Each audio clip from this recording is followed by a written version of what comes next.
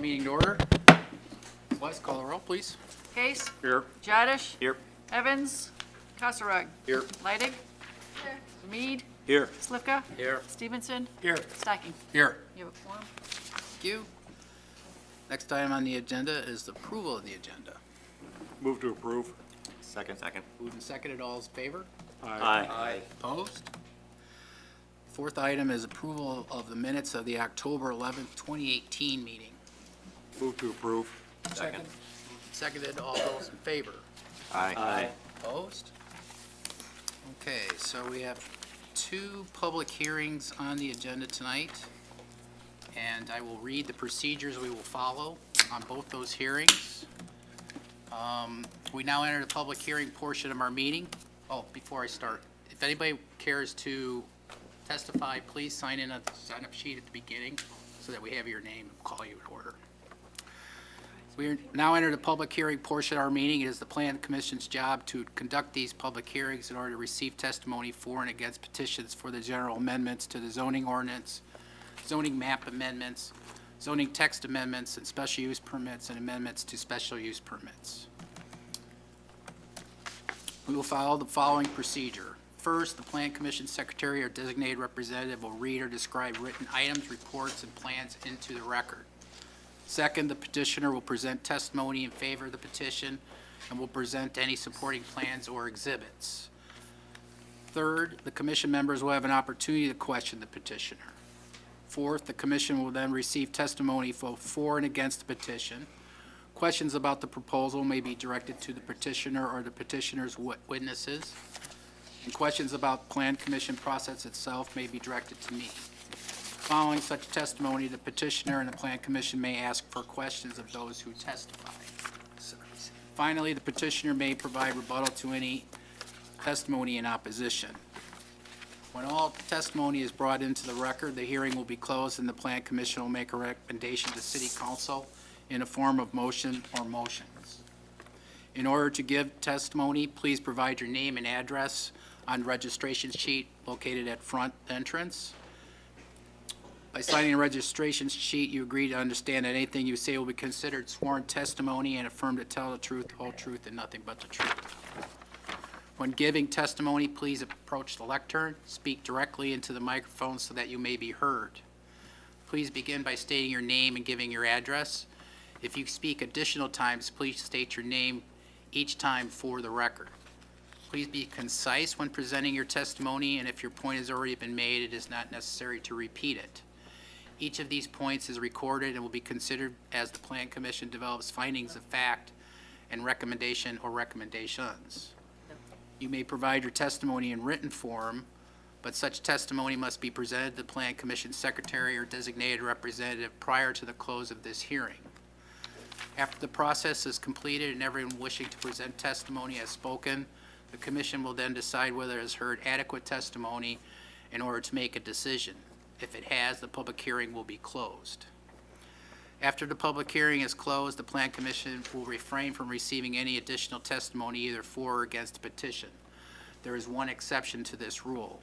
City staff will submit a report based on the testimony presented at this hearing. The report will consider comments or concerns from all city departments, such as the Fire Department, Public Works, or Engineering Department. At this time, I will administer the oath for those who have signed the registration form. Anyone wishing to give sworn testimony, ask questions, or cross-examine anyone giving sworn testimony, please stand and raise your right hand.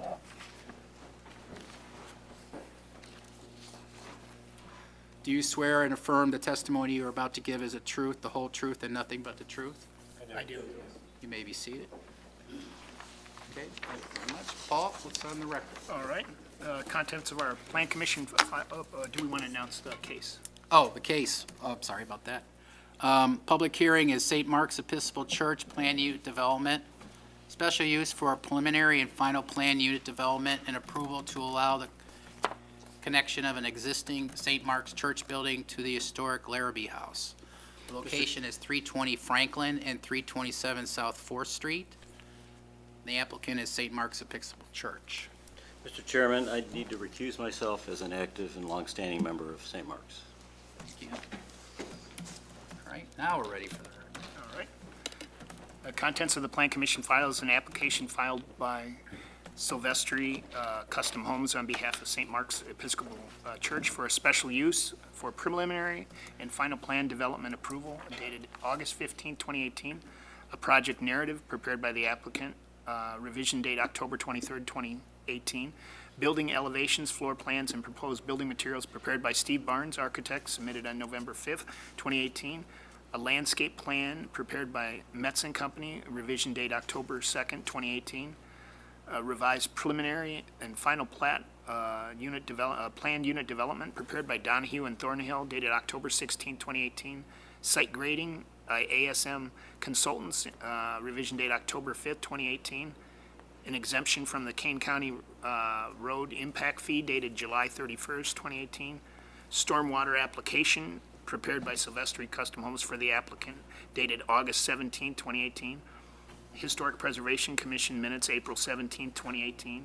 A memorandum from the Community Development Department to the Plan Commission which summarizes the request and provides staff's analysis.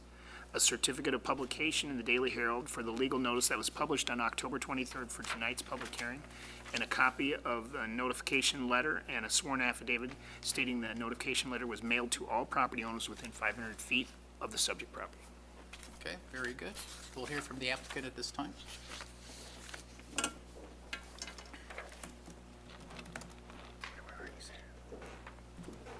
My name is Dave Walker, 1425 Ford Street in Geneva. Arnie Silvestri was supposed to be here to do this. I have no idea. I suspect him any minute. But he's put a lot of time and energy, and I know that everybody has been hearing from him regularly because he is very focused and driven on this. So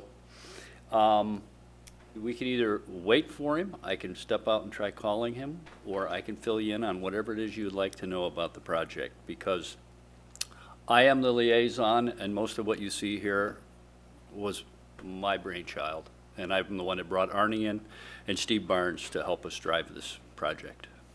Maybe you could just summarize what the proposal is? Well, the proposal stems from the fact that St. Mark's owns the Larrabee House, and we have since, I believe, 1963. It's very underutilized. We don't use it. We had an assistant rector living in it, a single lady. She doesn't live in it at this time. The basement, as you may have read in the notes, we did move it some years ago, and we put a new basement. The basement is used pretty much once a week on Sunday for youth, and otherwise the building sits empty. And currently, unlike the illustration you see, where that connecting piece is currently is just a giant hole in the ground so that we have egress underground both into St. Mark's and into the basement of the Larrabee House. So the concept is we connect the church to the Larrabee House with an underpass, so there will be a large underpass basement under, and then we build the new entrance above. For anyone who's ever attended St. Mark's, you know that it's not the easiest church to enter. We have a door by the chapel, and then we have a back door, and it's this will give us a lot better egress. We can come in from 4th Street. If you were to park on 4th Street on Sunday, you have a bit of a hike to get into the church. So this will give us an opportunity just to walk in and go. And then with the Larrabee, the basement will continue to be a youth room, as it is today. The first floor will be converted into education space, community center space, and the upstairs will have a separate entrance. We're going to add on to the east end. There's more illustrations. I don't know if you happen to have them handy. But we're going to add on to the east end and give a separate entrance so that when we restaff, they will be able to enter and have their own privacy. They can come into their garage and go upstairs and be separate from what's going on. The other idea was that this house has been, for maybe a lack of a better term, it's been a little mothballed. We wrapped it in aluminum siding in the early 70s. The porch has been removed. It's no longer the glorious house that it once was. And in recovering it, our idea is to bring it back to as close as we can to, and I don't want to say original because who knows what original was. It was built in the 1800s. It was raised in the early 1900s. But we'll bring it back to some time period where it fits in better with downtown Geneva. So we'll go back to a wood siding instead of an aluminum siding. We're going to put the porch back on. The illustration here, which was originally, our original concept was two-sided, but since that time we've been asked and we have agreed to make it a three-sided porch, so the porch will wrap the rest of the way around. So when we are completed, we will have a very useful space for St. Mark's. We'll have 3 floors of the Larrabee House that we can use all the time. Easier in egress, both from our parking lot, which is on the other side of this addition, and on this side. And equally as important, we will have a community center that will be available to the city of Geneva. It's for everyone who's looked and sees, we're right across from the Little Traveler. We're right downtown. And I think that it would be a nice addition to put it back into use and certainly bring it back to some of its glory. You can see the landscaping that we're hoping to achieve, possibly with an irrigation system, and we can, instead of having it be kind of maybe a little on the dull side as it is now, we can brighten it up quite a lot. So that was the idea, that's the concept. If Arnie was here, he could talk to you at great length about all of the details that are going into it. But that's our plan. Okay. Is there any questions that I maybe missed? Yes, Cindy. You wouldn't happen to know the original date of the Larrabee House? Because I was trying to figure that out. Yeah, I looked it all up. I had all the history at one time. I know when we met with preservation, we went through it. It was built in the second half of the 1800s. My recollection is the second owner was a guy named Larrabee, who was some railroad treasurer for the railroad, and that's where the name came from. It had several prominent owners from there. I believe a lawyer had bought it in the early 1900s, and it said he raised it. I don't know if that means he took it all the way down or not, but I'm sure a lot has changed to the structure from its original days. As I said, if I took it back to its original days, we get rid of electricity and put an outhouse there. We ain't going to do that, but I would hope not. yeah. So, but, you know, we're trying to get it back to where it probably looked in the 1830s or 1840s. That's when the pictures started showing up of what it looked like. So, but yeah, my apology, but we looked up all the history, and I did have it at one time, but the hard drive's full and it's gone. Anyone else? So, again, I apologize for Arnie not being here. He certainly put a lot of hours in prior to getting us to this point. So anybody want to know anything else about our plan? I'm fine with it. Good. Okay, thank you All for right, your thank you. presentation. Is anyone here to speak on this item? Yes, sir. Yep. Just state your name and address. Yes, sir. My name is Chris Aston. I both live and office out of 714 James Street, about 6 blocks from the church. Just by way of background, and also as a disclaimer, professionally, I've worked more than 33 years in the capacity as a regional or urban planner, and specifically under economic development. In fact, I served City of Geneva as Economic Development Director for nearly 12 years. But I'm not necessarily here in that capacity, just kind of qualifying it. And as a further qualification, I am a member of St. Mark's Church, so that's an admitted bias in this case. But I just want to speak on a couple of issues. First of all, I'll defer to Mr. Evans and Mr. DeGroot. I've read through their analysis, and I think it's spot on. In terms of zoning issues, what we're basically doing, I think, is looking at existing non-conformities, dimensional non-conformities for the most part, and changing their status from legal non-conforming to legal conforming, which doesn't sound like a big deal, but it is a big deal if you own the property in terms of your rights to reestablish the building if it were to be destroyed or in some way demolished, or otherwise more than 50% of the building was lost. So it's important to go from that legal nonconforming to legal conforming, and I think the PUD will memorialize that for the church, so there's value in that. In terms of the building and the site plans, I think they're appropriate for within the context of the neighboring community, and I think the HPC assisted in providing recommendations, and I don't know if it's a formal certificate of appropriateness that's required, but whatever it is, as I understand it, with conditions, they approved it and the conditions have been met. I like the idea from, again, a site plan perspective and the utilization of the building and ease of utilization with respect to the new access to the building. I think the proposal, the addition, if you will serve the building and the church and the community by increasing the utilization of the existing building. So it really is kind of an infill project. It's smarter growth instead of sprawl. You're taking the existing land and if not maximizing, increasing the utility of the building.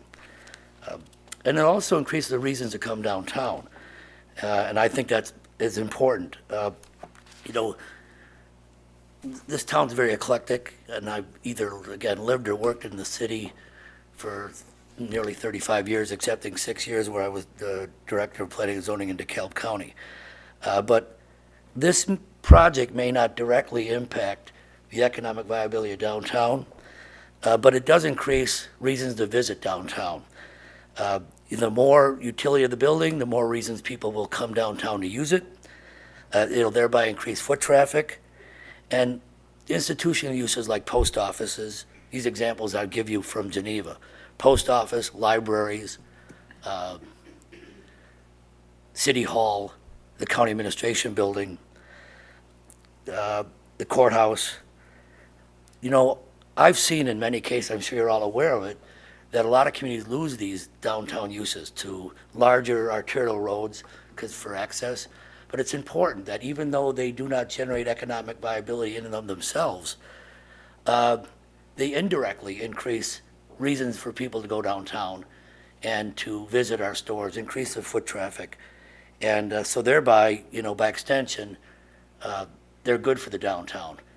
They add to the intangible of why you like your downtown. And so I couldn't be, aside from being a member of the church, as I indicated, I couldn't be more supportive as a neighbor, as a, planner, if you will, but also, as someone that likes to see economic growth within my downtown, even if it's at the cost of a client downtown, for instance. But so that's really all I have to say. Again, I fully support it, and I hope that the Plan Commission will recommend likewise. And if there's any questions out there, happy to answer them. Otherwise, that's all I have for the record. All right, thank you very much. Thank you. Does anyone else wish to speak on this matter? No? Anything further from the commission? Yeah, I Brett. do have a question for the gentleman that was, first came up to talk, the liaison from the church. What will happen with the old entrance The old entrance to to the church? church, it's actually going to the entrance that's on the south end of the church that you enter off the parking lot. Right. That doorway will still be there. So it was a little bit of a trick to get this connecting piece. If you saw what we had to line up, because we had to miss the windows on one side and catch that door on the other side. But that door is going to stay in use. We'll probably make it a double door, make it wider. And then when you come in off, whether you come in off the 4th Street or the parking lot and you turn into the church, the thing that'll be nice is we'll be able to leave that door open on Sundays, except for extreme heat and extreme cold, because the atrium, if you want to call it, the new overpass, will protect from weather. So we'll be able to do that. So yeah, no, that will still be an entrance that people will use to come in. Yeah, I had some friends attend a wedding one time, and they were kind of confused about the entrance off of 4th Street. Yes? Because they were going to go into the original church, and that was locked.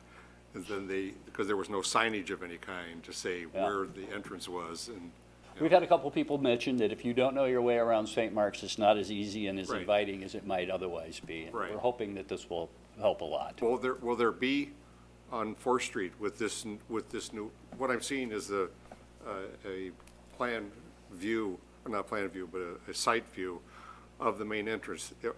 I was trying to figure that out. Are we looking off of Fourth Street here? You are. That's a 4th Street view, correct. 4th Street Right view. now, that's a big hole in the ground right there. So Right. you can't get from 4th Street into that church without going all the way around. Right. Will there be signage, saying main entrance? I hadn't thought about it, but maybe there will be, yes. We haven't, but I know on if you go further north where the other entrance is. Right. There's the big St. Mark's welcome sign. I mean, you see it it even shows up in the Geneva brochures where they represent the church, so, Well, somebody told him, follow the flags. yeah. Yeah, to get in for the So- ceremony. Right. So we may end up doing, so. Okay. Haven't thought that far ahead, I'm afraid. Yeah. I'm very pleased that you worked with the HPC on the renewing of the Larrabee House. Yes. You know, it fits in with the historic features of Geneva, and I'm pleased with that. Well, when we were presenting to him, I did mention to him that when we went to the parishioners and we asked them to fund this, we have to spend more money than what we might have otherwise to bring it back to windows, siding, porches, all those things. But we think it's worth it, even though that's probably not our mission statement to recover old houses and return them to communities. It still makes sense for us to do it. For anybody who's interested, who hasn't ever visited, if you again to the north, we have that chapel. Yes. And this summer, we put it in the National Registry. It's 150 years old. There is a mural in there that's about 100 years old, and we just had it restored. And it truly is amazing. If you ever get a chance to walk in and look at it, it was painted by a man of some note, and it's a pretty interesting piece. So we're trying. All right. Thank you. You bet. Thank you. Anything else? Yes, Ron? David, anything we should know about the situation with the PUD? Is there something we should be looking at, or is there a corner case or something in there that's of concern, or is it pretty straightforward? I mean, from our perspective, most of the relief that's being granted here is to, as Mr. Eason noted, bring existing nonconformities into compliance. Moving forward, the only thing that is increasing in its nonconformity is the overall lot coverage, and that's just for the small footprint of this addition connecting the two buildings. Otherwise, the PUD is being used as a tool to help bring it into compliance, but also to help facilitate the restoration of the Larrabee House and repurposing, I guess, more functionality of the church moving forward. Okay. Thank you. Anything else?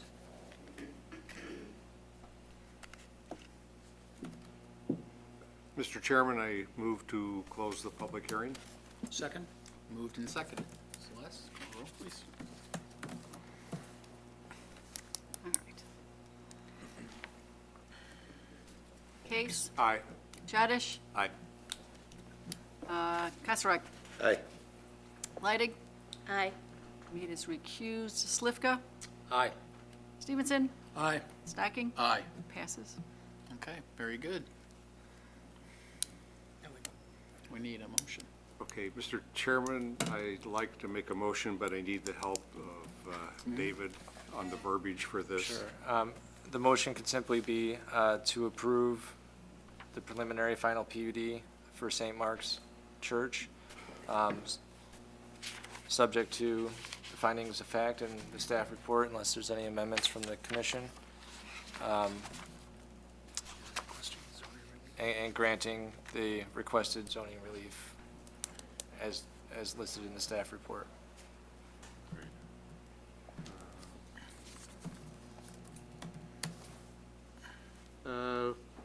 Okay, Mr. Chairman, I'd like to make a motion to approve the preliminary final plat unit development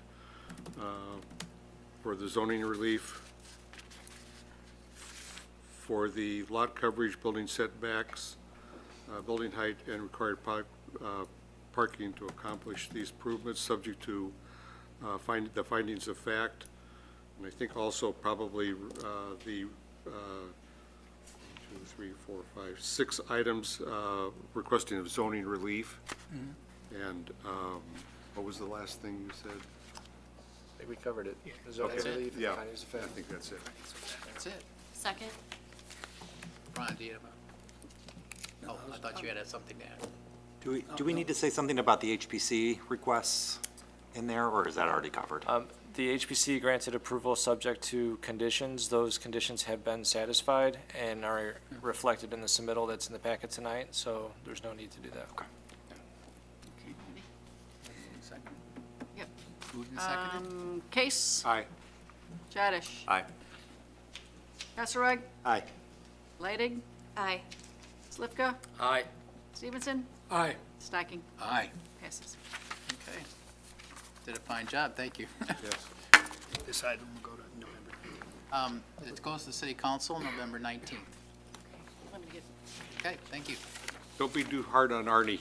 You did a good job. Yeah, you did fine. Yeah, you did great. Good on deck. Okay.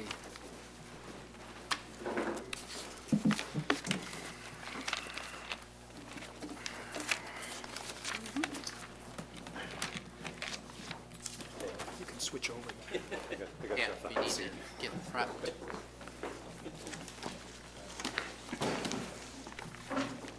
Where's that switch on there, Paul?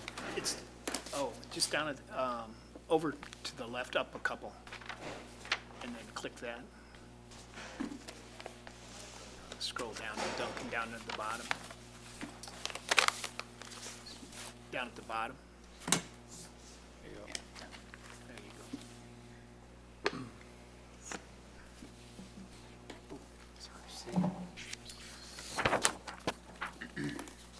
Okay, so we have a second item, public hearing item for this evening. It's 5B, Dunkin Drive-Through. It's a special use to operate a drive-through restaurant at 206 East State Street.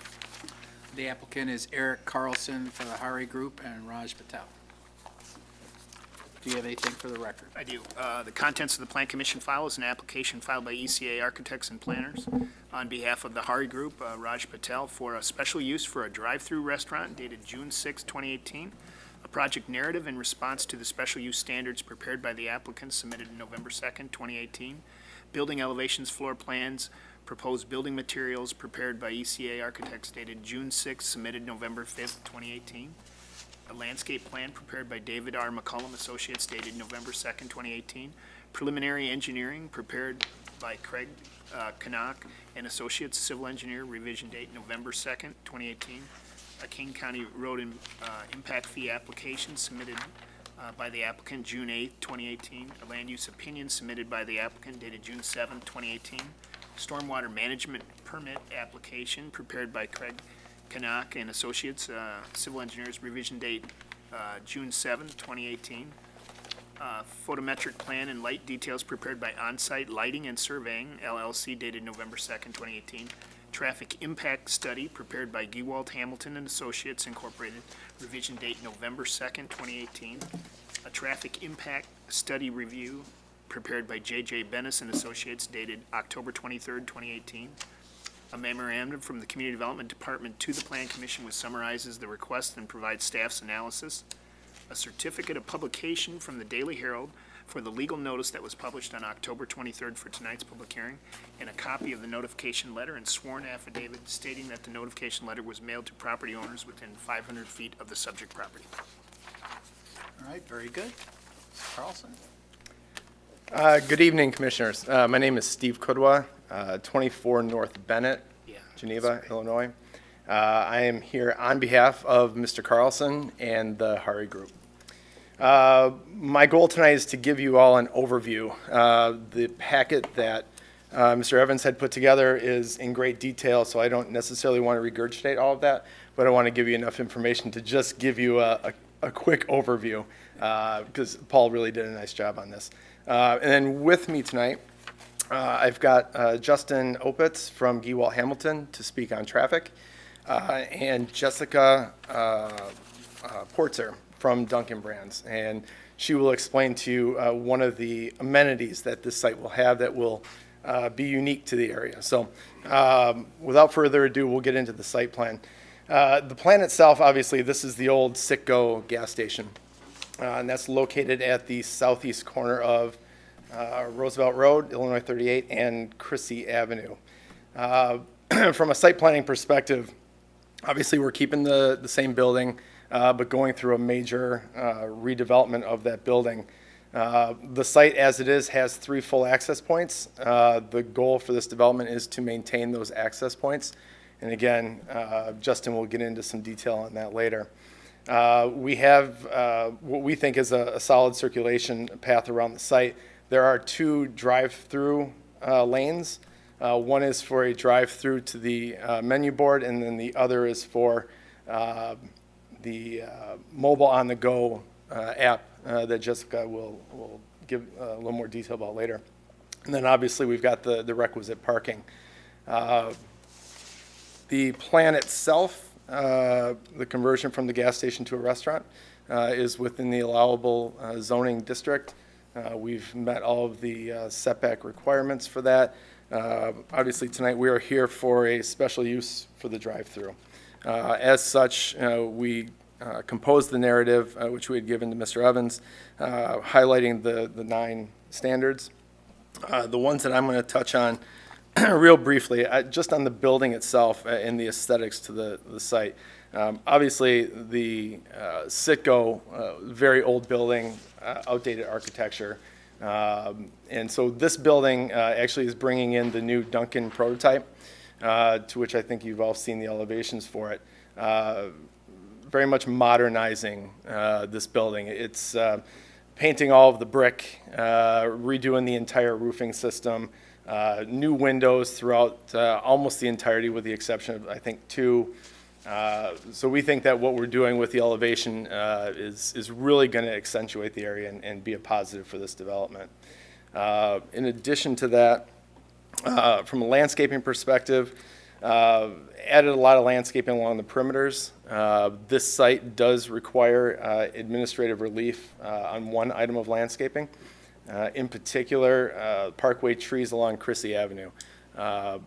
Proximity, there just isn't room for it, and I believe we've got the overhead utility lines there.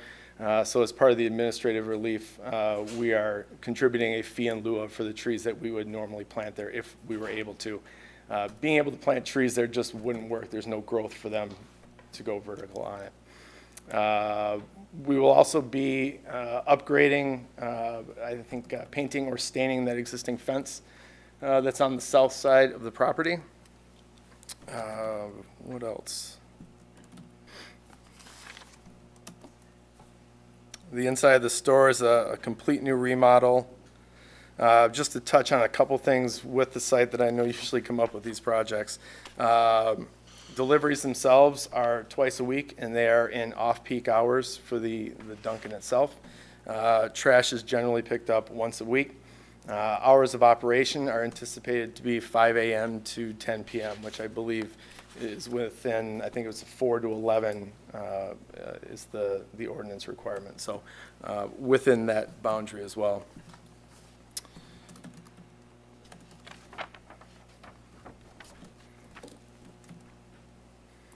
One of the other items that we've requested administrative relief of in the southeast corner, these spaces right here, there's 5 spaces.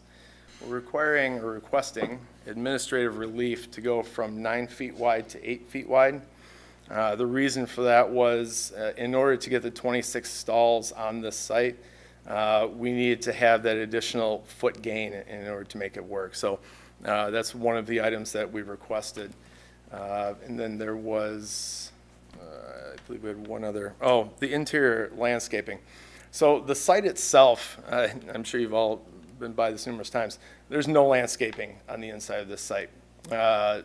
Code requires that there be interior landscaping of 10%. Very difficult to meet on this particular site as it's only a little bit more than a third of an acre. But to that end, I believe we are now up to 4%. So it is definitely an improvement over what was there before.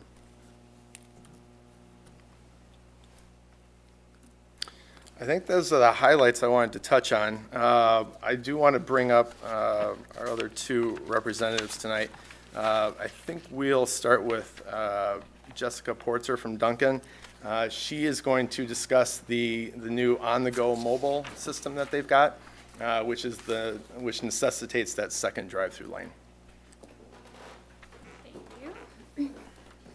Hi, my name is Jessica Portzer, 205 East Butterfield in Elmhurst. I work for Dunkin Brands. I'm a construction manager for Dunkin. I'm also a registered architect, but that's not my role with Dunkin Brands. So I'm here to tell you a bit about the mobile order and how that works with the additional drive-through lane.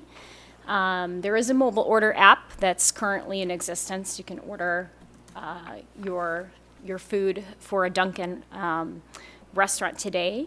What's different here and what's very unique to this location is the additional lane. This would be one of the very first locations in the Chicagoland area, actually one of the very first in the country, to have the new design of the building, the new amenities inside, tap system to deliver cold beverages, and also this special drive-through extra lane. So I just wanted to walk you through how it works when a customer uses that lane and how that affects the site. So a customer will install an app and connect it to a credit card. When they decide to place an order, they're making their choices on the app. They're selecting the store they want to order it from. It'll remember your previous, so it's very easy. And they will tell it when they want the order to start to be made. So for example, if you're on your way to work in the morning, while warming up your car in the driveway, you can pick your macchiato and say, start it now, I'm coming now. And then by the time you get to your Dunkin', so when they press the order now, when you're prompting the order to begin, the restaurant receives a printed ticket, and the printer makes a beep. It prompts them to begin to make the order, and they'll set it on a cart or shelf near the window on the inside of the restaurant, near the pickup window. So then you just, as a customer, pull onto the site. You skip the line. You've already paid, so you're not ordering or paying. It's already taken place. You skip the line, go past the order point, and up to the window to pick up your macchiato and to be on your way. Any questions on the mobile order process? Yes. So does that have a GPS in it that determines where you're calling from to give some kind of a time estimate of when you might show up there? It does not. It does reference your location if you were to try to find the closest Dunkin'. Okay. But in terms of approximating your distance to the store, you're in control of when you want them to make that order. So I like my macchiato cooled off a little bit before I get there. I might give a good 10 minutes, but someone else might choose 5 minutes before they arrive. Mm-hmm. John? Question. Yes. The outside lane would be your on-the-go Correct. orders, and they go to the front of the line. There is a pinch point where the two must join to get to the window. How is that managed, or are you just relying on customers to be uncaffeinated and nice to each other? Yes, it's a good question. So in our QSR world, we've got some other double drive-throughs out there today. McDonald's, namely, has a double drive-through. So the quick serve customer is somewhat already trained on the concept of double drive-through. So what we've seen in the few sites that we've opened already to date is, they're just simply merging. They're taking turns to kind of funnel into that lane.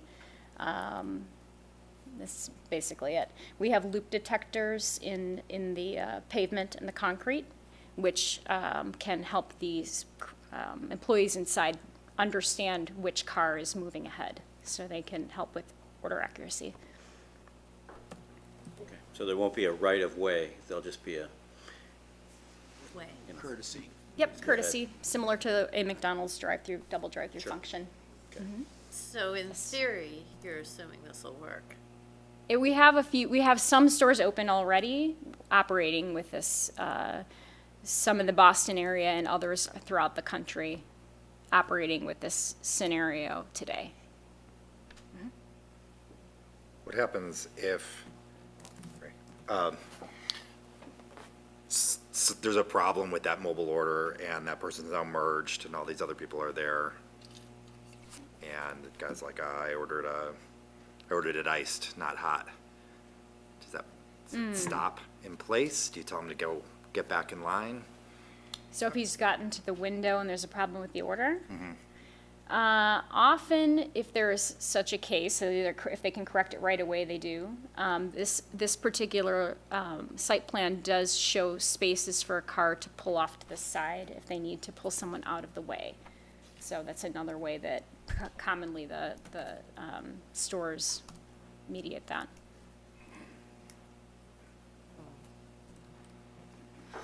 Anything else? All right, thank you. Okay, thank you.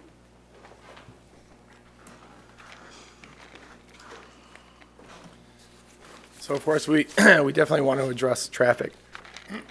Excuse me. Giebel Hamilton had done a traffic study that was reviewed, as Paul had mentioned, by Bennis and Associates. So obviously, it's gone through some of the staff review. But what I've asked Justin to do is just kind of give you guys an overview of what's going on here with traffic. It's somewhat of a unique situation, so I just want to make sure that everybody understands kind of what the traffic patterns are.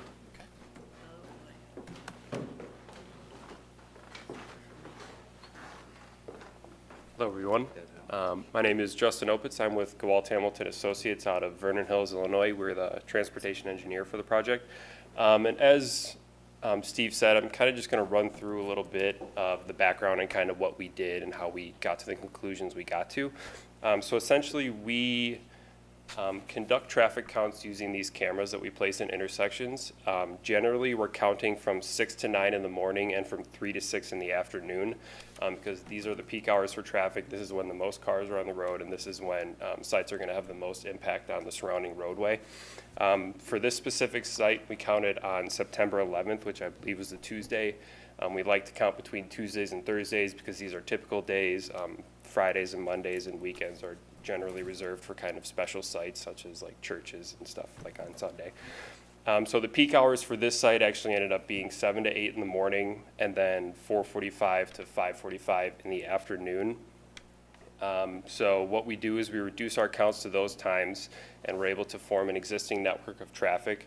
And then basically we contact CMAP, or the Chicago Metropolitan Agency for Planning, to get daily traffic numbers on the surrounding roadway for the year 2040. We develop a growth rate with those numbers. We apply that to the site, and then essentially we test each intersection with a software called HCS, or the Highway Capacity Software. And this software basically allows us to rank each intersection from A to F, A obviously being the worst and F, or A being the best, I'm sorry, excuse me, and F being the worst. So we are able to test each movement at each intersection and see how they're operating. And essentially, our conclusion is that the 3-axis driveways at this site is the most efficient and the best way for this to work. So in conclusion, we think that the way the site is set up now with stacking for the drive-through, parking, and then access operations, this is the best way to do it. In terms of stacking, I believe in the actual drive-through lane, not including the mobile lane, there's 8 cars of stacking, and I believe in the appendix we have out of 20 Dunkins that we've kind of looked at. I believe there was 5 in 2017, and between 2012 and 2014 is the other 15. The average stacking is between like 6 and 8 cars.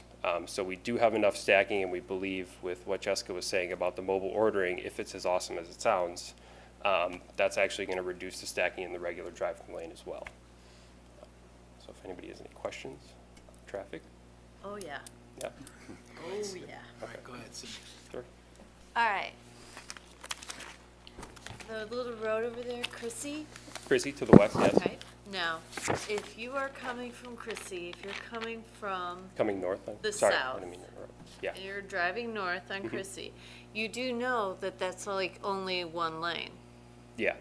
So basically with this access operation, we're trying to keep things the way they were for the gas station. So based on our analysis, the gas station actually generated more traffic than what this Dunkin' is going to generate. And what we're doing with this access is people are coming out the east side of Dunkin', and what we're trying to do is keep them away from Chrissy, since we know Chrissy already operates poorly in the morning.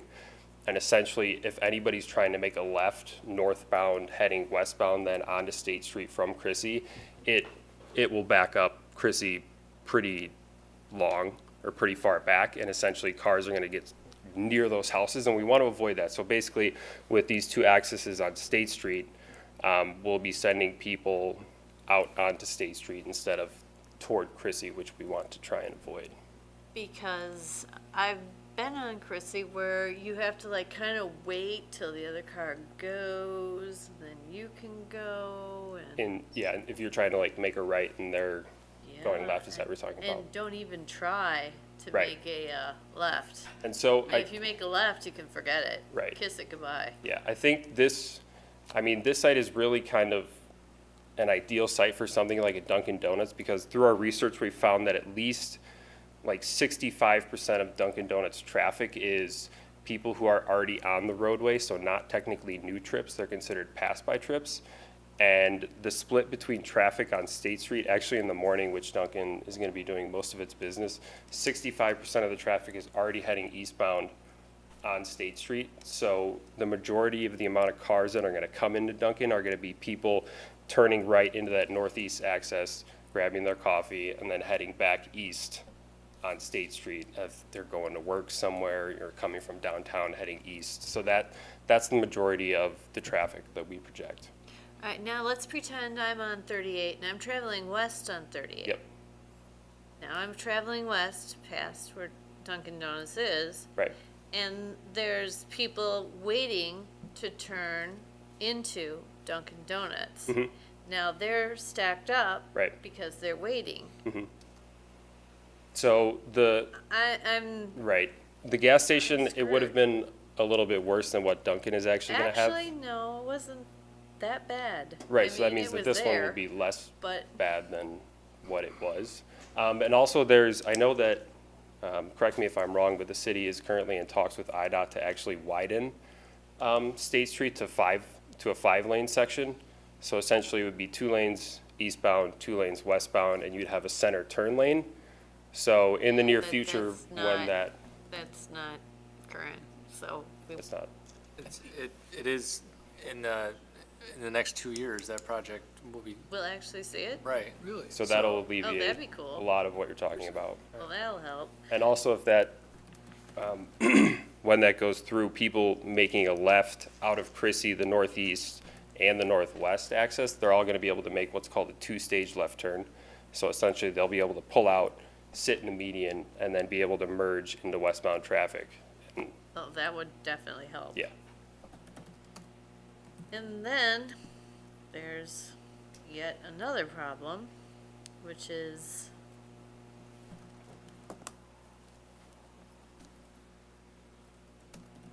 if you're going east. And then I had a question about, this isn't pertaining to you exactly, it would be more towards David. When Sitco was there, and wasn't it bought by, wasn't it part of Geneva Pride that was then taken over by Fuller's?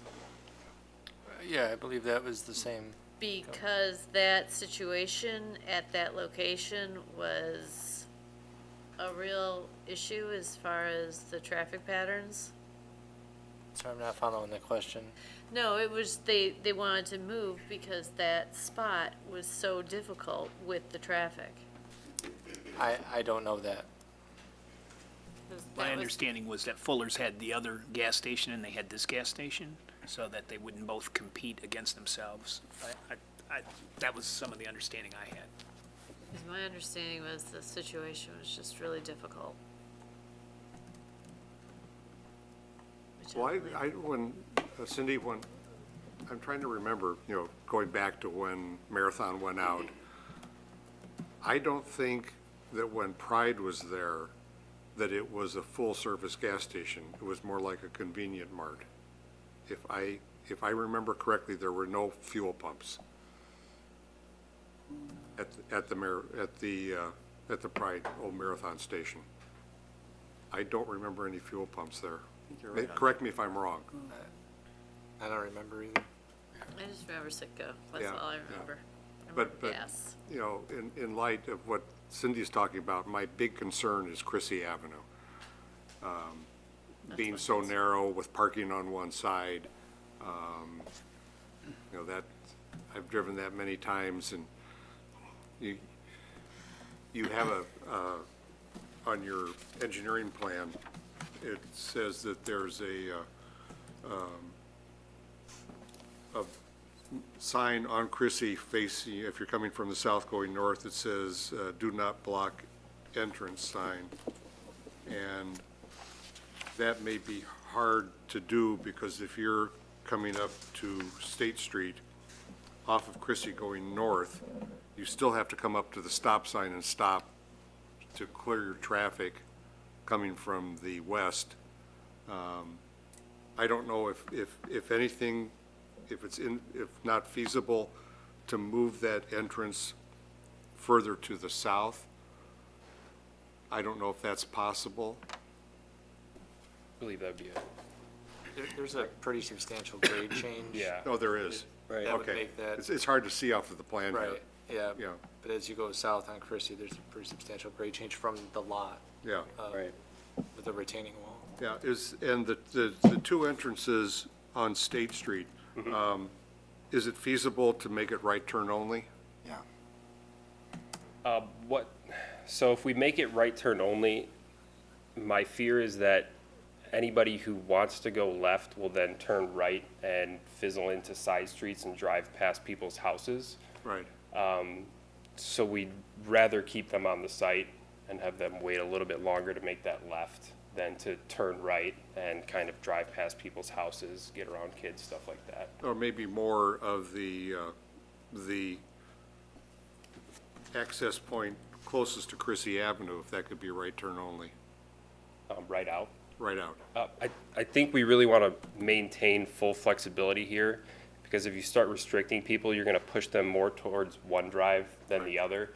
And right now, our queue lengths on the northeast drive are right around 30 to 50 feet at the worst case scenario. So if you start to push more people to one drive than the other, that could impact operations on the site. So we think maintaining flexibility is the best. Yeah, I way to think what go you're here. probably looking at is, in the hours of operation in the morning, you're looking at more people coming in that are going east anyway. Yeah, Yeah, exactly. yeah, because, I mean, even if you come down, my usage of State Street going westbound, there are a number of vehicles that turn onto Chrissy going south, because they don't want to go all the way to the stoplight. Right. And, the Chrissy Avenue, they should rename it the Chrissy Avenue Shortcut. Yeah. Yeah, basically. kinda cut down. And then coming, like Cindy said, I've used Chrissy Avenue,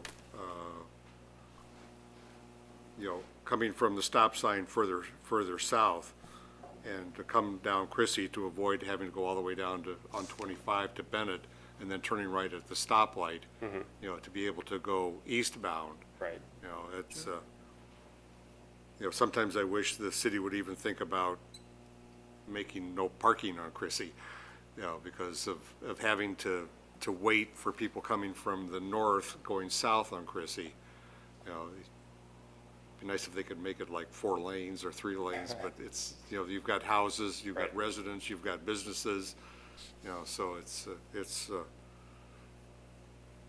a tough one, but I do agree with your thoughts that the morning rush is more for people heading out of Dodge to go to their places of business. And I don't know the amount of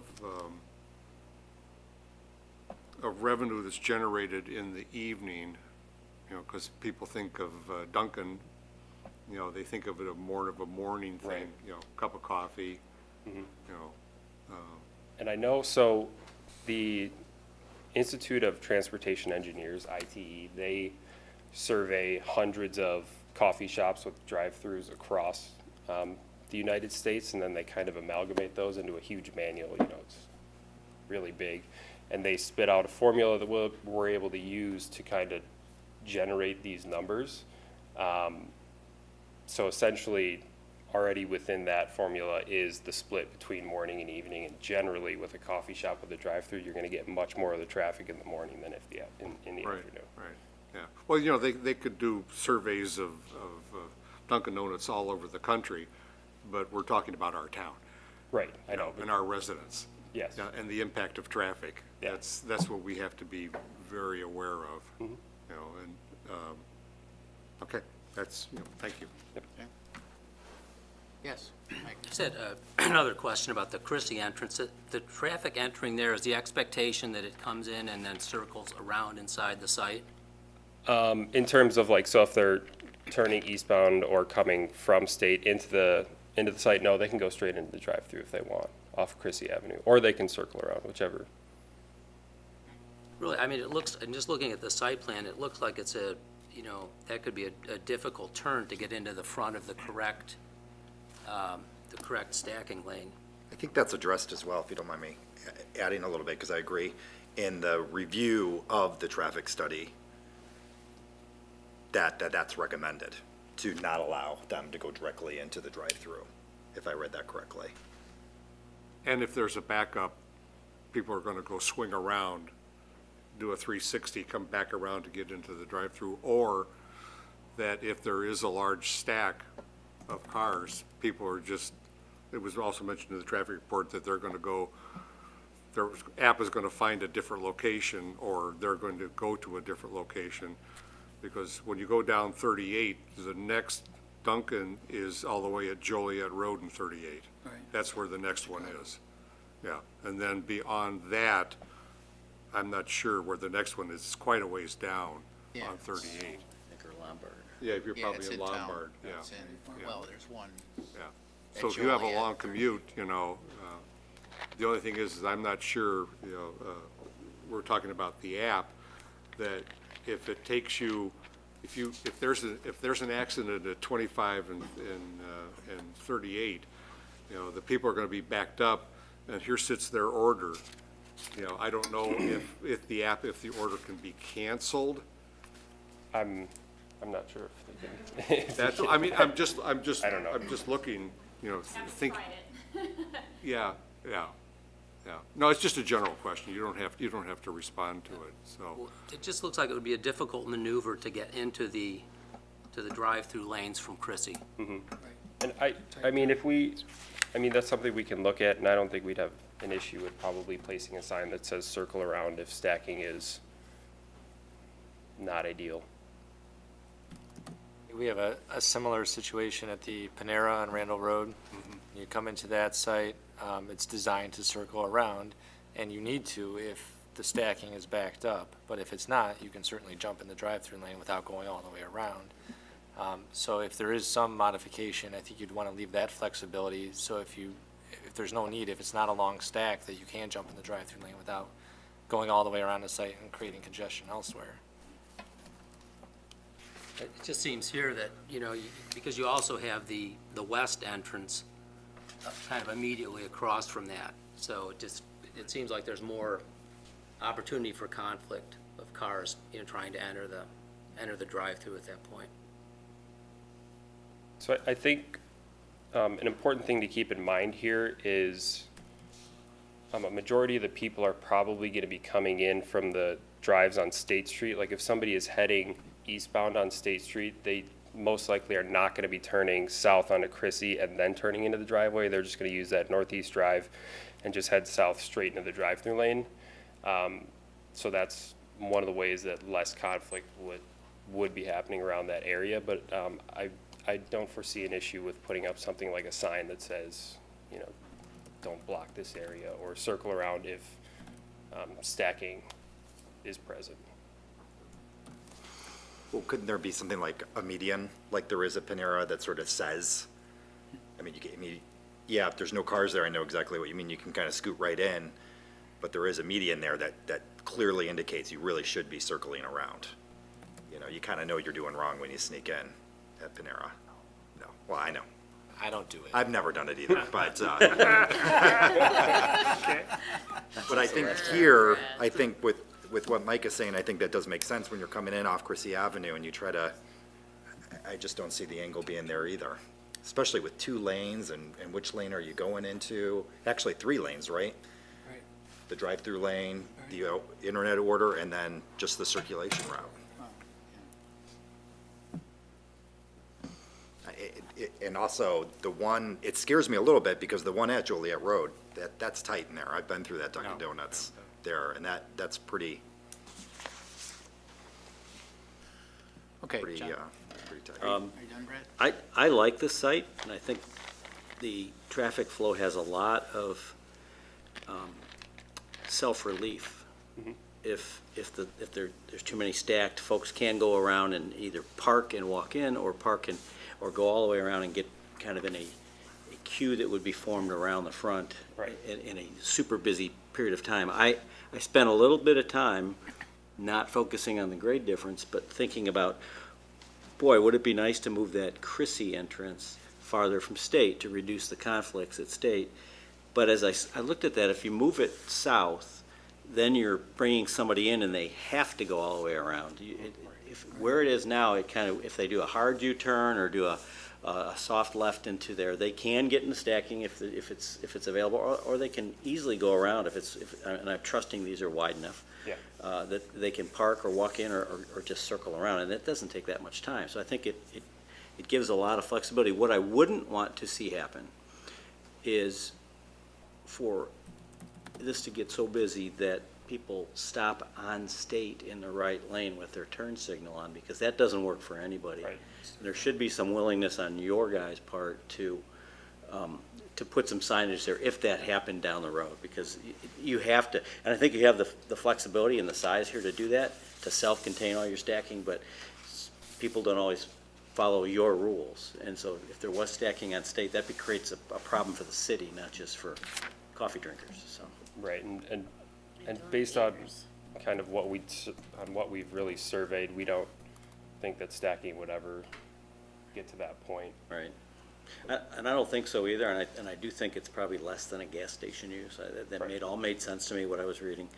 But if it ever was to happen, I think that there should be some receptivity if the city came back and said, we have a problem at 7:45 every morning with folks stopping a lane of traffic on 38.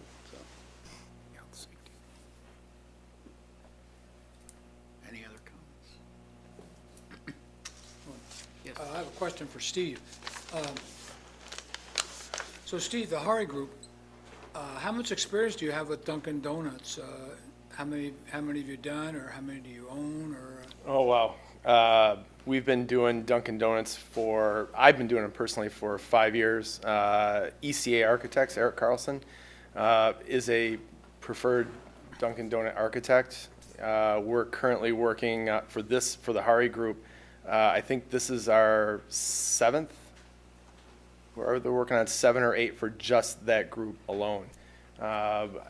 We've probably done 15 this year alone. 15 this year? And how many do you, so are those are all you're the franchisee? No, I'm the civil engineer.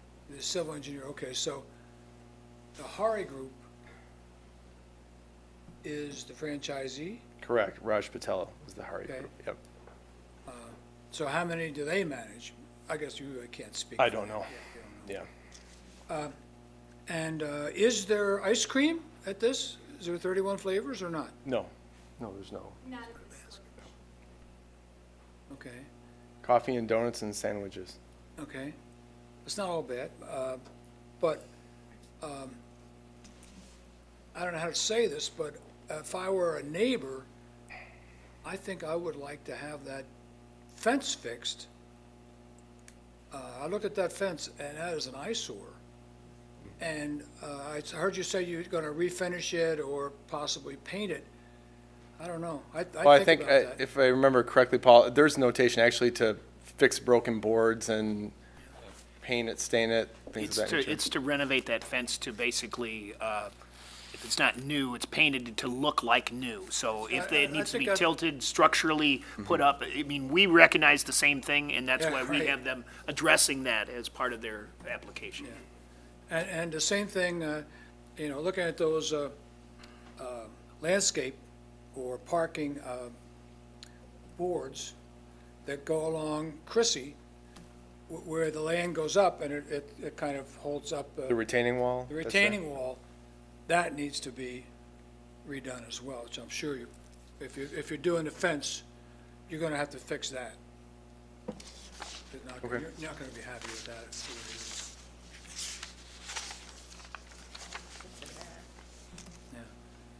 That's all I have. Mr. Chairman, to Ron's point, and I'm sorry, I forgot your name. No, Jessica? the construction manager. You might have some experience with Raj Patel and Hari Group, being representative of Dunkin. How much experience do they have? What do they own in the Chicago area? Do you have any experience with them? Yeah, so I do know they have multiple. I don't have the exact number. They have stores around the Chicago area. Raj Patel and his father, Bud Patel. They have several in the suburbs, or you don't? Suburbs and some in Indiana.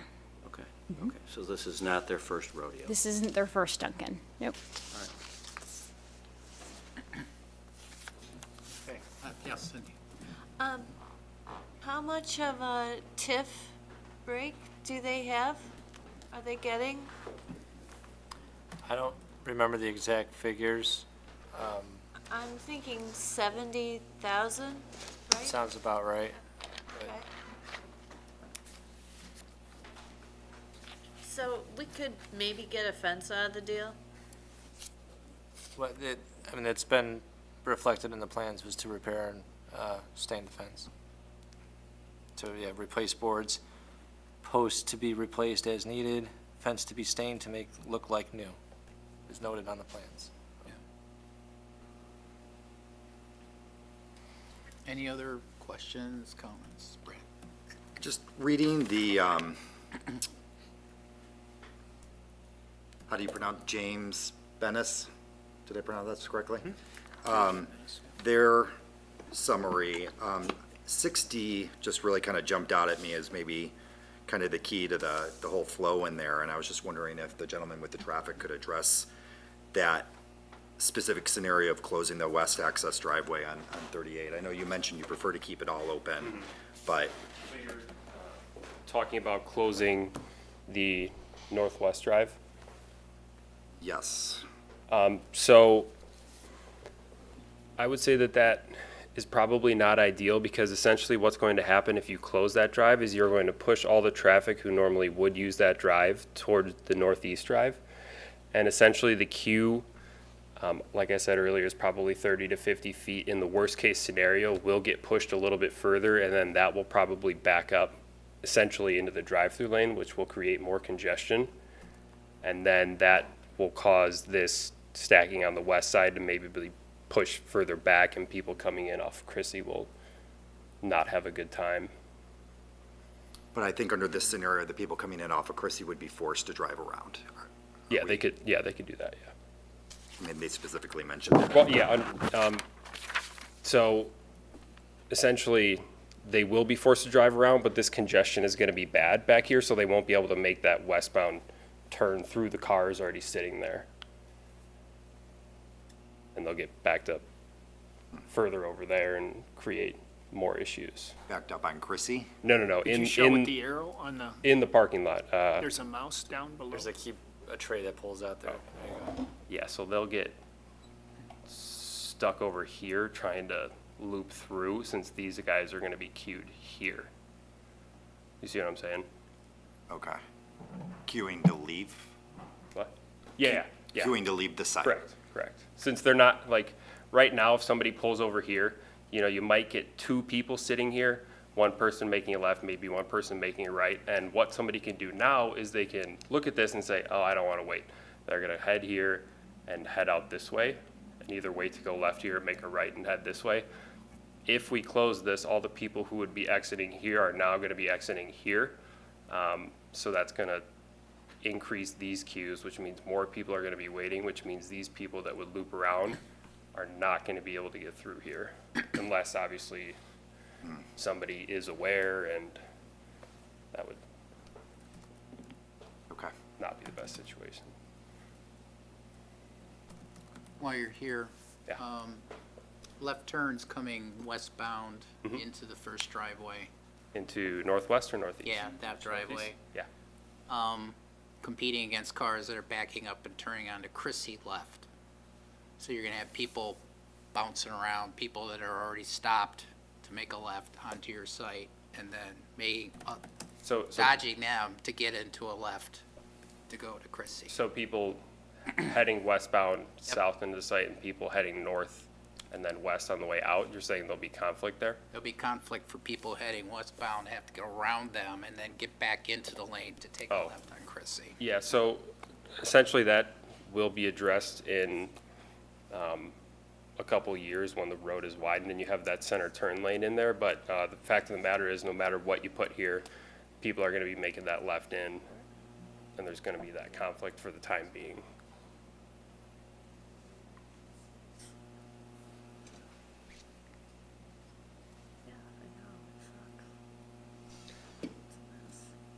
When you think about the scenario you're talking about, I wonder how much westbound traffic ends up turning on Chrissy in the peak period, that's 6 to 9 a.m. in the morning. I'm sure most going back and forth, I see. Sorry? I take that route, often, so there, there's consistent people taking Coming lefts on from Chrissy. what, going west on State to, Yeah. to south on Chrissy? Interesting.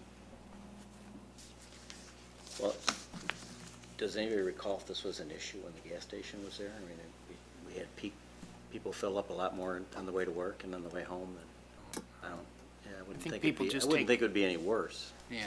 I think they just use what's most convenient, Right. I mean, if they won't wait, how long are they willing to wait for a Right, left? right. Or do they just Right. know it'll take a while, so they go, either down Chrissy and go to Bennett to make that?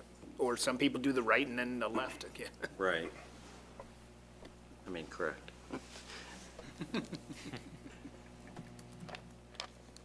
Any other questions? Okay, we'll get to the public comment part. First person I have on the list, I'm sorry I can't read the name, but it's 652 Parker Court in Geneva. No? Jessica, I have you on there as next. Steve Kua, I believe the last name is 24 North Bennett.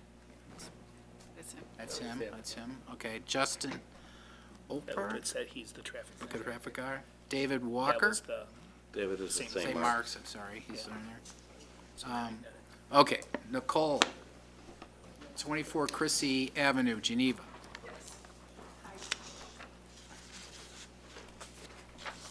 Hi, so I am Nicole Hopkins. I do live at 24 Chrissy Avenue, Geneva, which would be pretty much kitty corner across from where this is. I've lived there since 1999, so I've seen the Citgo come and go.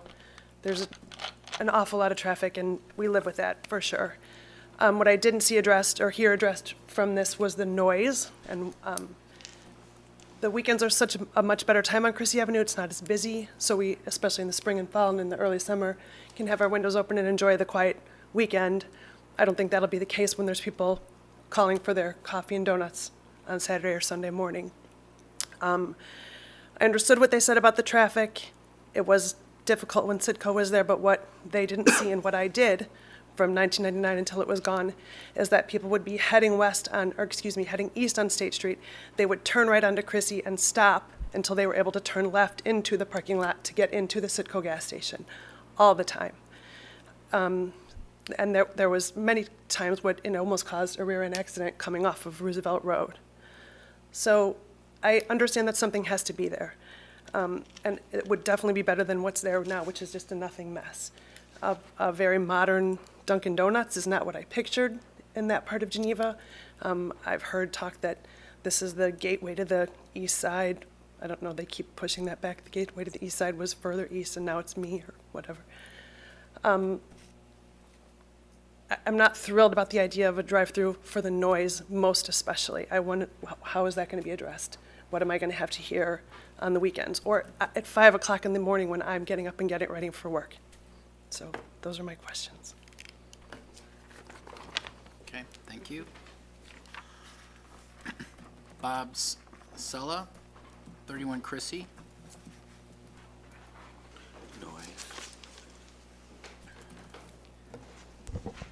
My name is Bob Sull. I live at 31 Chrissy, which is 2 lots south of the site.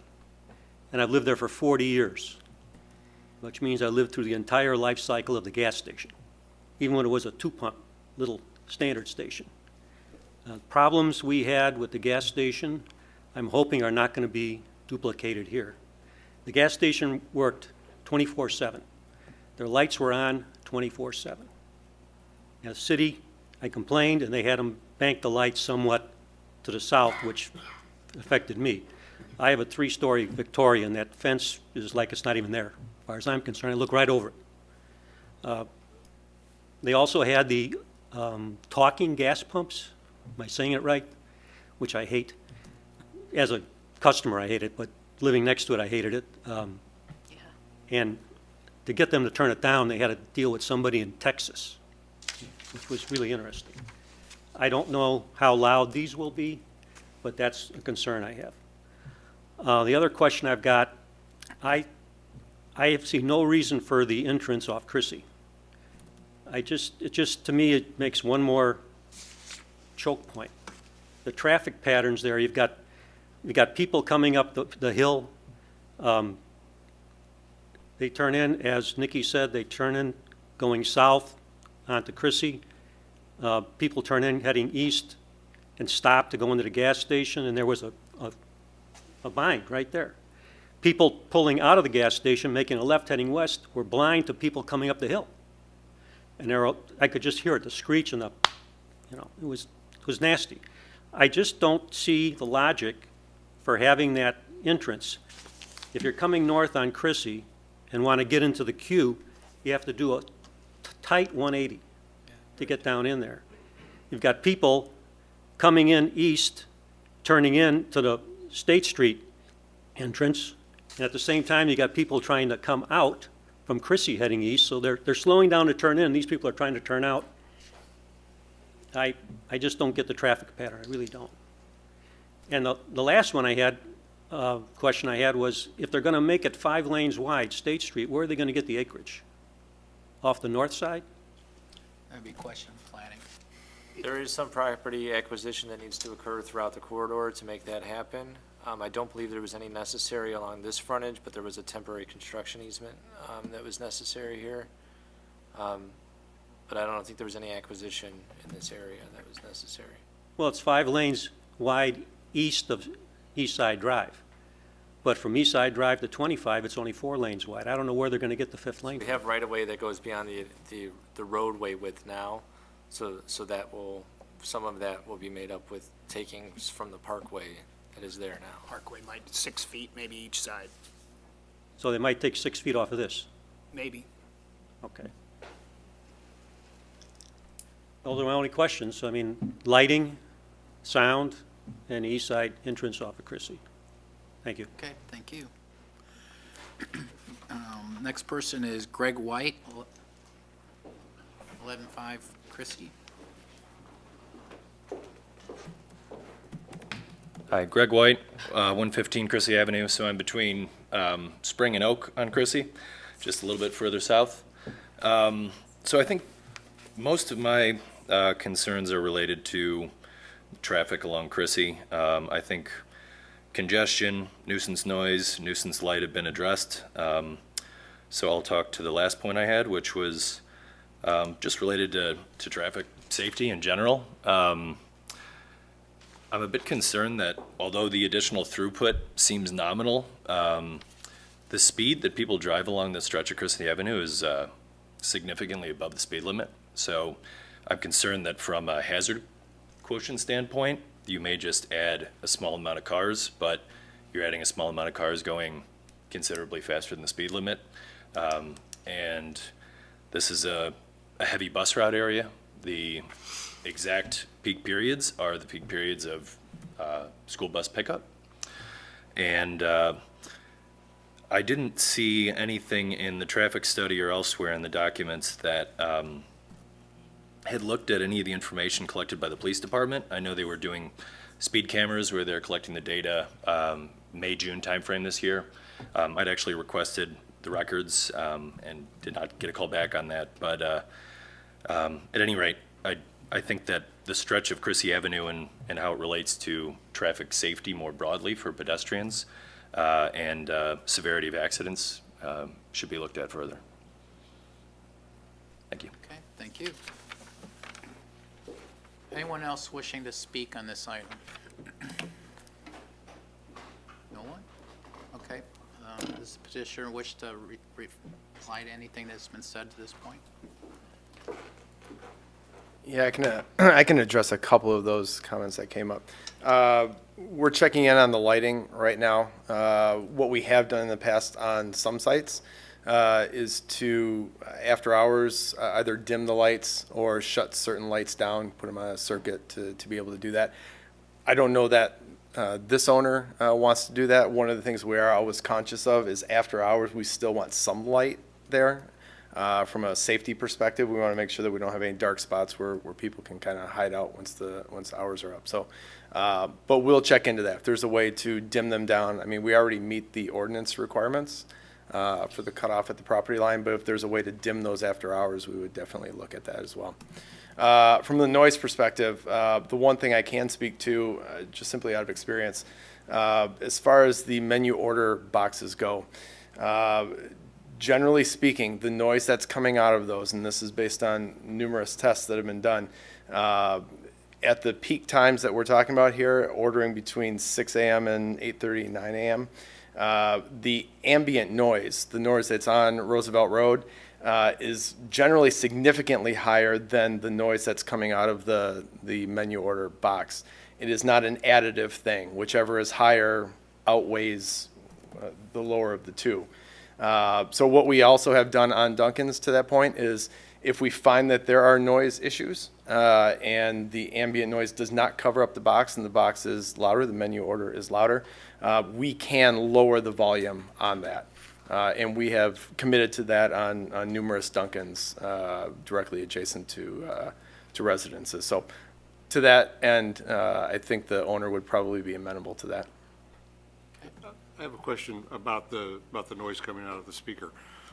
We looked at a Dunkin' Donuts that was down in Pepper Valley, and that was the main concern of the residents adjacent to the property, and I can understand that. But if you're able to reduce the noise, that means that the residents in the area that have to complain to the building department about that, then it comes from the building department to you, then it goes to the Dunkin' people or whoever control those. Are those speakers controlled at the restaurant? They're controlled at the building. At the restaurant, Yep. yeah.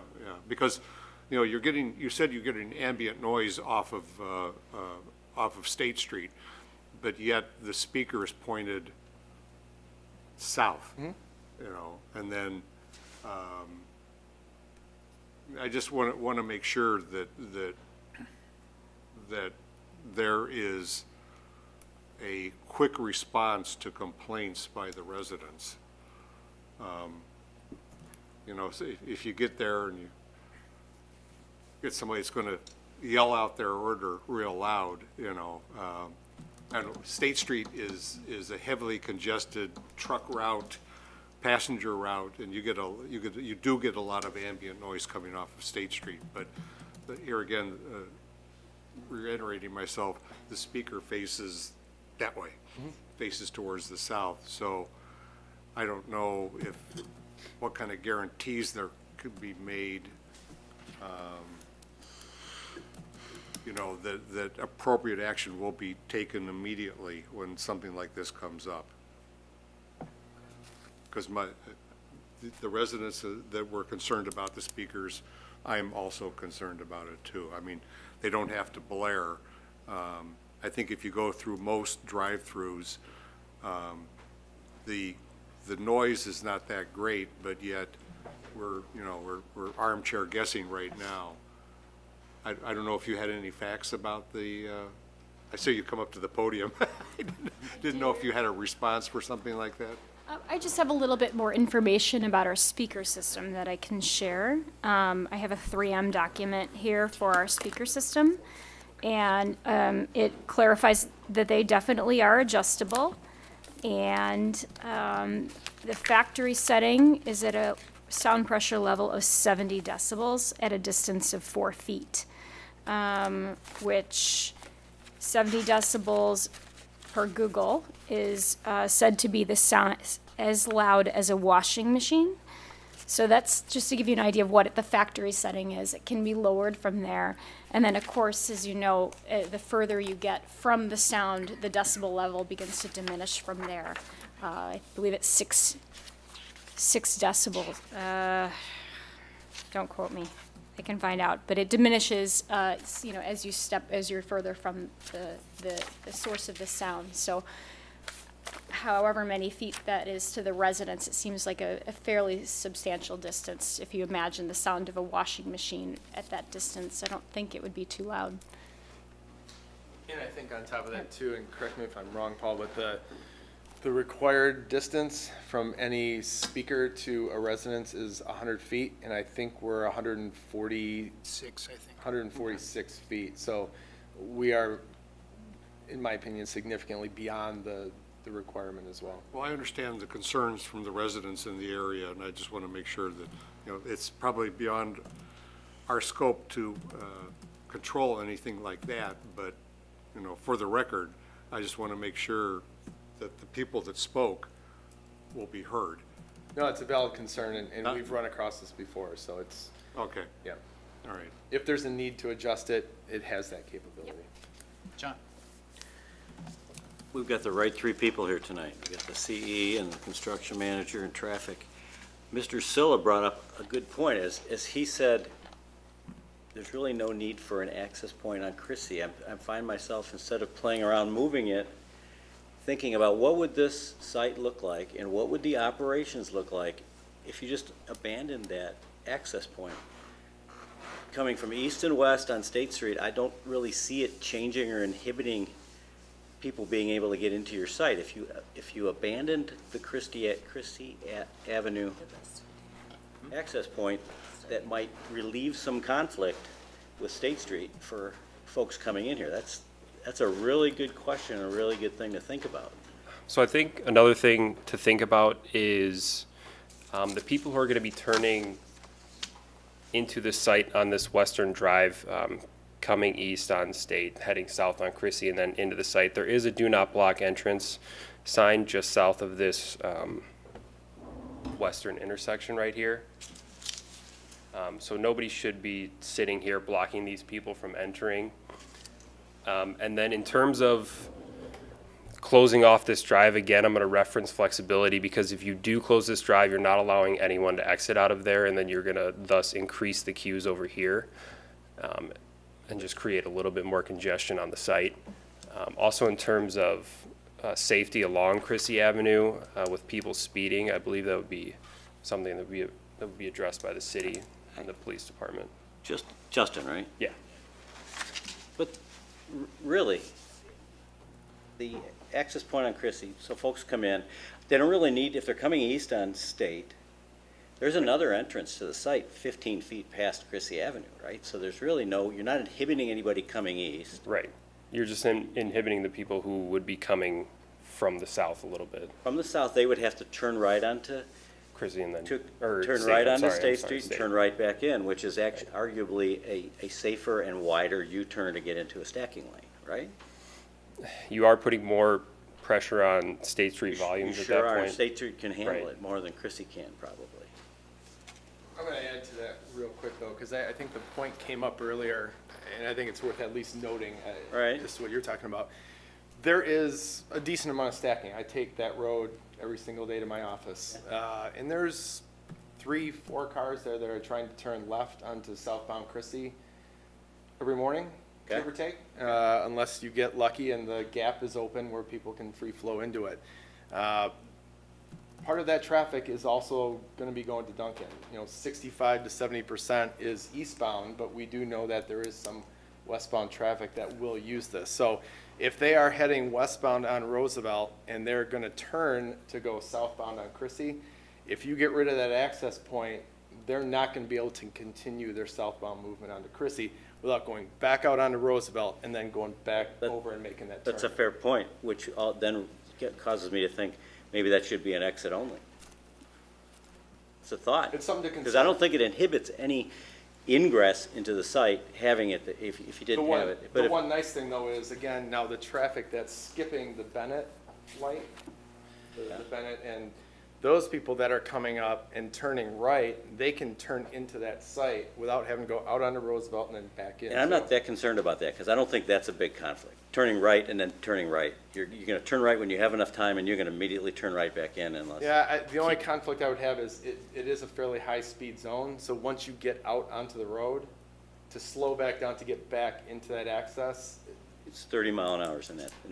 And the queues for Chrissy are already pretty bad, so if you're forcing more people to wait to get on a state, you're gonna increase those a little bit more than you would if you had this drive here. I think to the original point... It's almost like it should be an exit-only left turn, and that's it. I mean, that would help a lot. I mean, that's worth considering. I don't know what your guys' thoughts are, but it feels like there's a lot going on at that corner between two ingress and egress points and traffic patterns.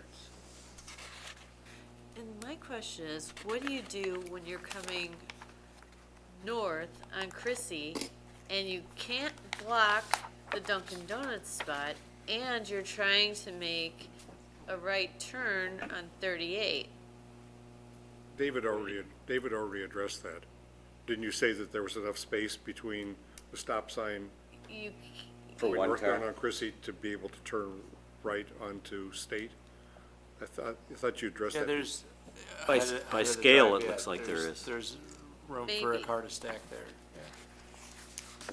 Because looking at it, I'm like, I don't see it. Well, that is a very wide drive. Yeah, all these The drives. access drive is very wide.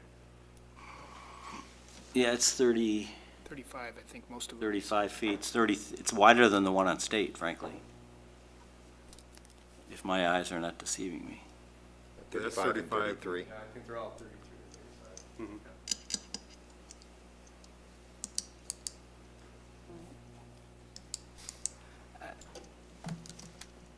It's just something to think about. Does it net benefit the operator to have that? Maybe. Does it net benefit the city not to have it? Maybe. There's a balancing act. It is a balancing act. And there's no one here that can address that from the ownership, right? Question can always be asked, though. Yeah. Is there a conflict? Is that why the owner didn't attend tonight? He never attends these meetings. Maybe Why he not? should. Bad. I can add that he and his wife just had a baby a few days ago. Okay. He's pretty Gets a pass.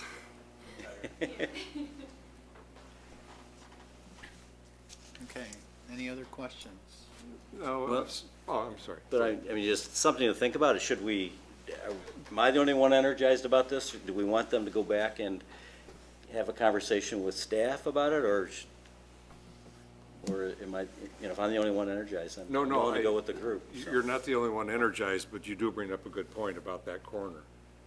So I'm tempted to continue the public hearing because unless we can make that as a recommendation tonight, I need the owner to come back with John's suggestions So why it wouldn't be suitable?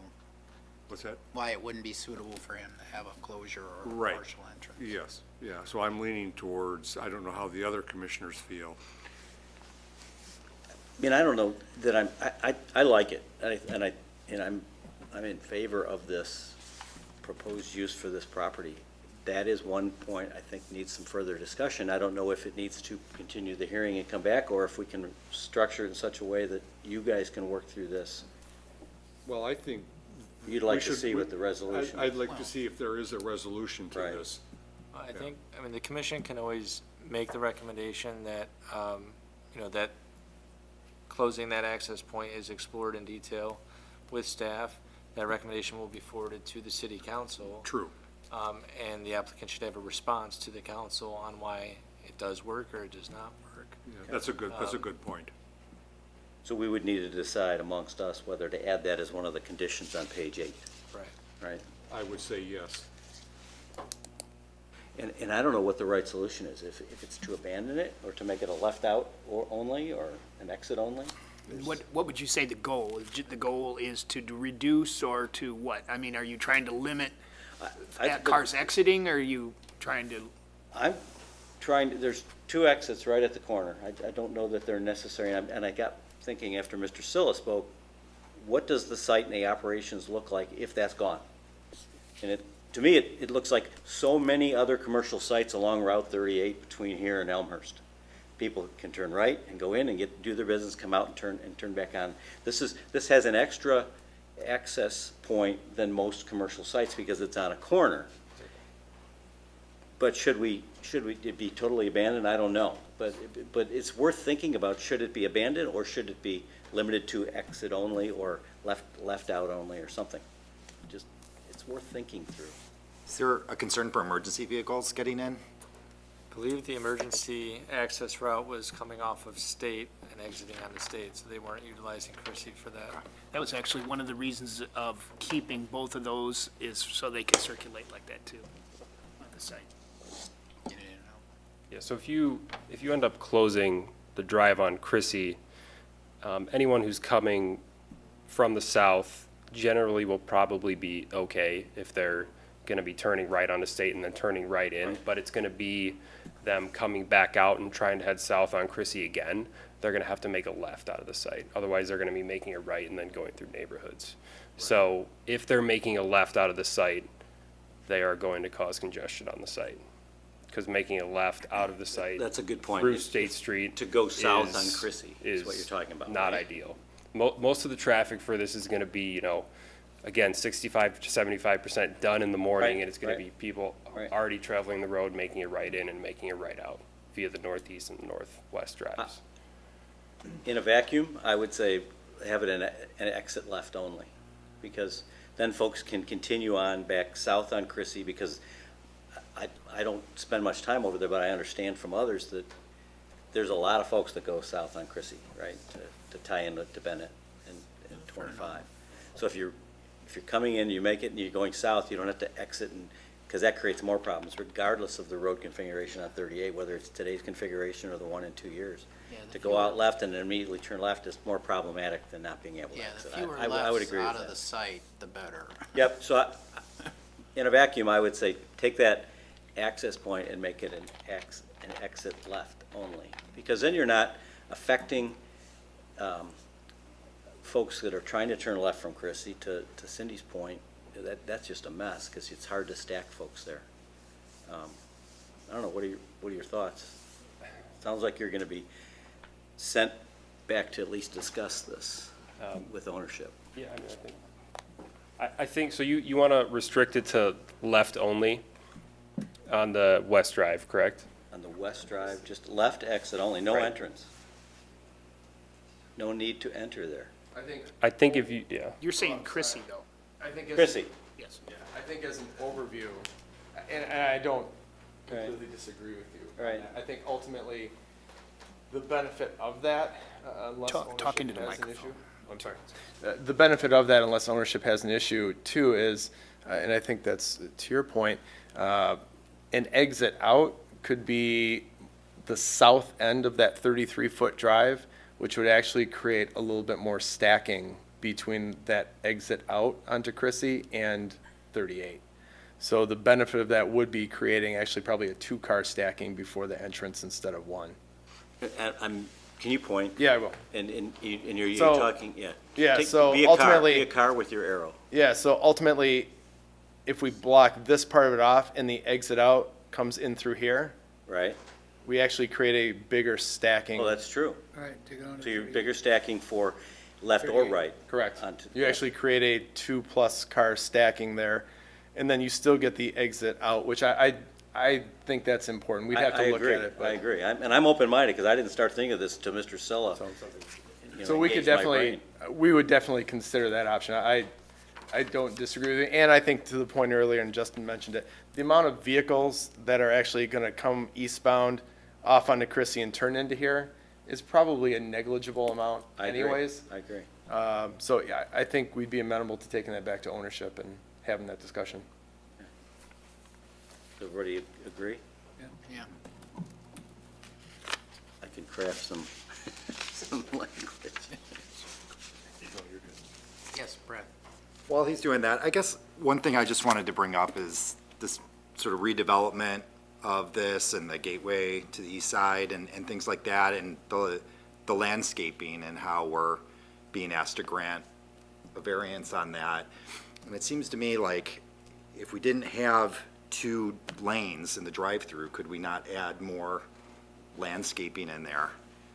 We'd have more space. Are we tied to the having to have that feature at this Actually, site? I think it's the parkway trees. No, interior landscaping is what Interior landscaping. what he's talking Well, I don't think we didn't ask for a relief on, oh, you're talking the 10%, you mean? Correct. Yeah. So why not, I just want to set a kind of precedent for, as we redevelop these sites, that we do give some concern to their appearance and that they're not just a sort of concrete, look without And I. much aesthetic to it. And we did really the best we could. It's a small site. The fact that we do have 4% and we have foundation landscaping, there's 0 on the current building right now. So I totally get where you're coming from, but the issues with redevelopment are generally these. It's getting them to code is extremely difficult to do. And the on-the-go mobile app, I mean, that's a part of what Dunkin' Brands is doing now. So to eliminate that would be problematic, I think. But again, comparing it now to the Sitco, it isn't significant improvement. I'm gotta say, I'm kind of uncomfortable with all it's not any worse than it was before argument that keeps being made to the Sitco. I think we have the ability to do better. Well, I think we have done significantly better. And The so, building is a significant improvement over what's there, and so is the landscaping. I think there's upgrades to the lighting too. The lighting that's going to be used on this site will be the decorative kind of acorn-style lighting that you see along East State Street in those new developments, instead of kind of the more commercial or industrial poles that are out there now that really did light up that gas station pretty well. And no canopy lights. I think we are looking kind of at the half a loaf too, is that we realize it's not perfect. This is redeveloping the site, but it's kind of in between. If we stand rigid on everything we have, what's our chances of attracting some people? So we have to look at this, and we look at, if you look at the landscape plan compared to, Google what's there now, I think you would see that it does have considerably more around the building, and the parking lot. Minimal, I mean, it doesn't meet code, but we think it's a step up from where it is, and I know it's not 100%, but we may not get 100% on these small lot size. yeah, okay, fair enough. And less than the drive-through, I think what was really driving the reduction in the landscaping was having to park the site with 26 parking stalls. Yeah, I mean, I almost thought at one point, I think I read in here that, I'm going on memory, but 14 was the max ever needed at a Dunkin' Donuts site. And then, so maybe we don't need that. Maybe we give some relief on the number of sites, on number of parking spots, I mean. That's and where ask them to. That was part of the consideration. The trouble with that is that that's not relief the plan commission can grant. That would have to go to a separate zoning board of appeals public hearing, but the plan commission is able to make recommendations on reducing the required landscaping.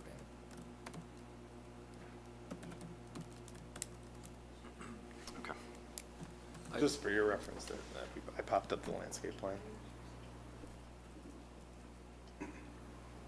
I'm generally in favor of it too. I'm with John, you know, I'm just trying to get it as good as it can be for the city. Any other comments? Yeah, I'm just looking to the three residents that spoke. If you have further thoughts about this, you know, I'd like to hear what you have to say, but keeping in mind that the Plan Commission is a recommending body only. If there's still more concerns, you can voice those concerns when it goes before the city council. But if you want to say something now regarding our discussion about traffic and speakers, you know, I would welcome it. Then if not, then we can just move forward.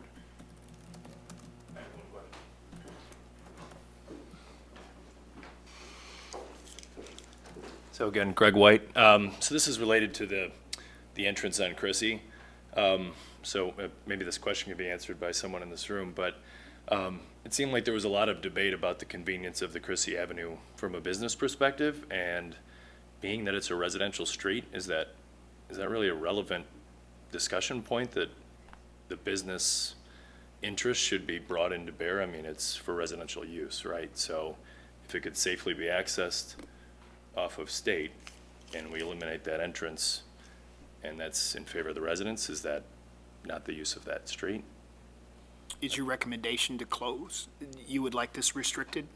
I'm just asking the question if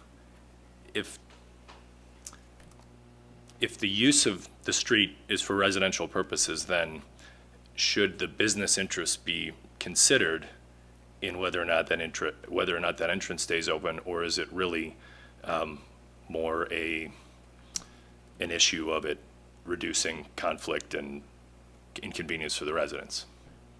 So it's a question. It's not a recommendation. I wasn't sure if this, if this group could speak to that or not. So I think the street itself is not, it's a minor street, but it's not necessarily a residential street. You have other business uses along that street. I think the question is more about, does this site have adequate access without it? Not so much about what other uses are along the street. Well, and I think you witnessed some discussion around abandoning it or keeping it fully open, and we ended up as a body coming up with a left exit only. I don't think anything that's done here on the site is going to reduce the amount of traffic that comes off of State southbound on Chrissy.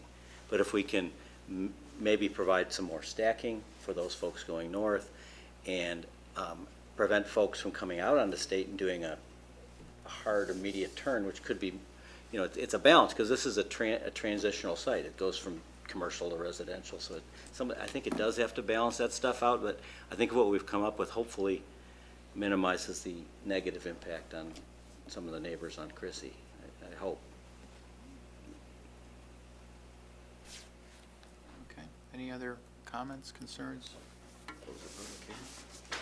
Mr. Chairman, I move we close the public hearing. Second. Moved and seconded. Celeste?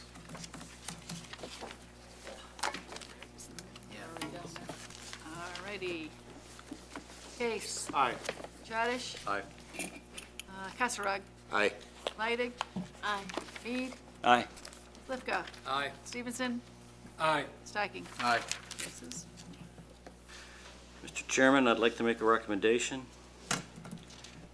for a special use approval for a drive-through restaurant at 206 East State Street in the B2 Business District, subject to the findings of fact in the staff report and the conditions as modified tonight on page 8 of the staff report, to include that the applicant, number 1, the applicant shall provide a bike rack on site. Number 2, the applicant shall provide a contribution to the Parkway Tree Fund of $600 in lieu of providing 2 trees on Chrissy Avenue. Number 3, final engineering shall be approved prior to building permit issuance by the city. Number 4, the applicant shall provide a temporary construction easement for the planned East State Street improvements prior to the issuance of a building permit. Number 5, the applicant shall install parking lot signage reserving the 5 narrower parking spaces along the east property line for employees only. And 6, this is a new condition, modify the western access point along Chrissy Avenue to be left turn exit only and provide more stacking for northbound traffic on Chrissy at State Street. Second. Moved and seconded. Case. Aye. Reddish. Aye. Kasserag. Aye. Leidig. No. Mead. Aye. Slivka. Aye. Stevenson. Aye. Stocking. Aye. Passes. Okay, thank you. Thank you. So it's tentatively, I guess, scheduled for council on November 19th. Depending on how quickly we can move through this consideration of the western access point on Chrissy, we can move that date back if you need more time to make those revisions. But please, reach out to Paul or myself. We'll get a hold of ownership and talk. Yeah, and we can work through that. Thank you. Thank you, everyone. Thank you very much. Thank Thanks you. for everyone participating.